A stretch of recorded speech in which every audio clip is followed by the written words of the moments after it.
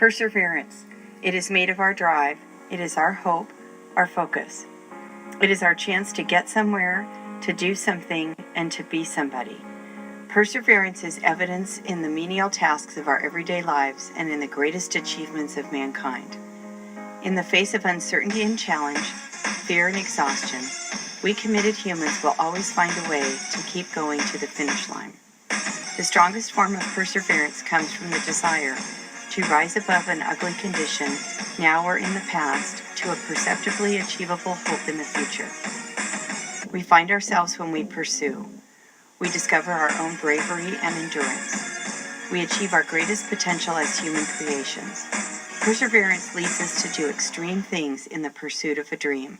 A lot of times, things that we normally would not do. Then, the out-of-this-world things that we do change us. They make us a new person. Putting in the effort takes us to a new stage of possibilities. Our experiences shape us into new people.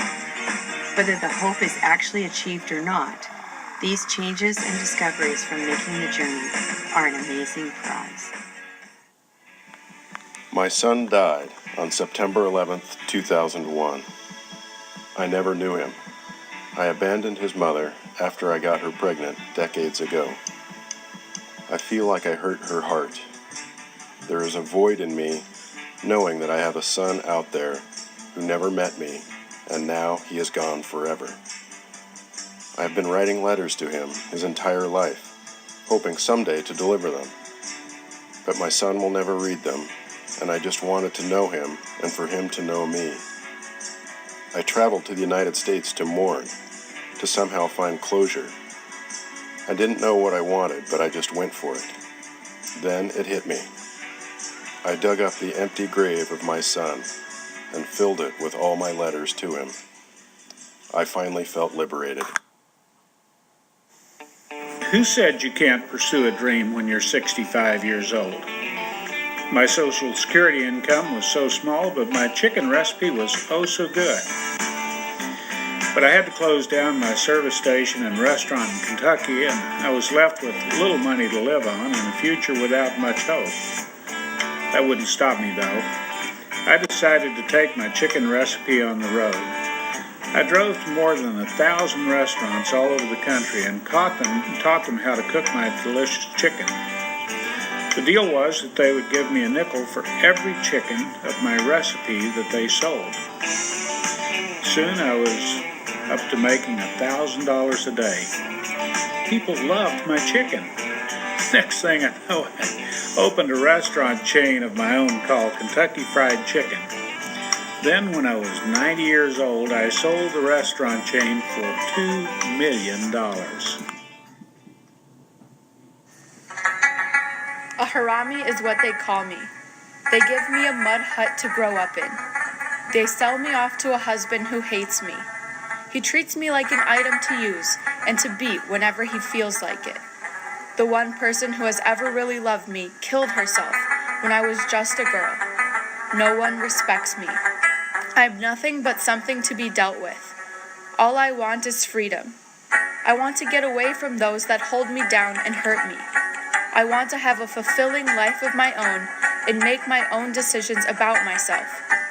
Layla and I decided to escape Rashid, to go at making a free life of our own, to escape the Taliban and cross the border to Pakistan, where we could make a go at life on our own.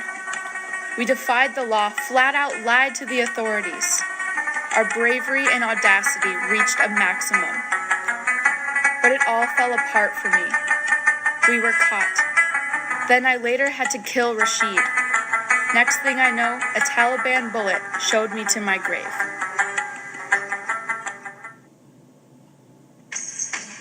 To give anything less than the best is a sacrifice to give. That's what I say. They told me a little kid with toothpick arms from a poor family in Coos Bay, Oregon couldn't be good at sports. I'll prove them wrong. I'll win Olympic gold, I said. I'll wake up and run 6 miles before school every day in high school. Then put in 100-mile weeks running for the University of Oregon. I'll even live in a trailer for years and battle the AAU for the rights of amateur athletes. I'll become the fastest runner in America. I'll even survive a 4th place finish in the 5K at the 1972 Olympics. But then, when I'm training for the Montreal 76 games, it all ended. There's a memorial next to the rock that flipped my car that you can go see today.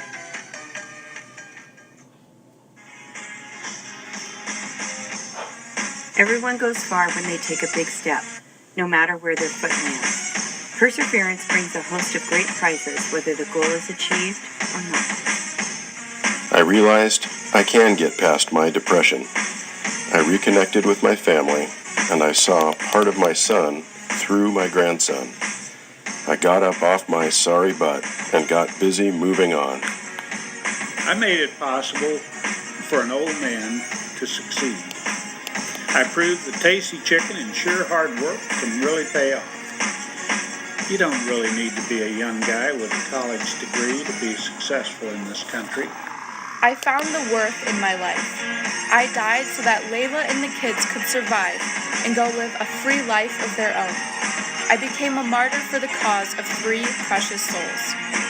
I became the best runner in the country, holding every American record between the 2,000 and 10,000 meters, and I built a legacy from my toughness that almost every runner nowadays is still inspired by.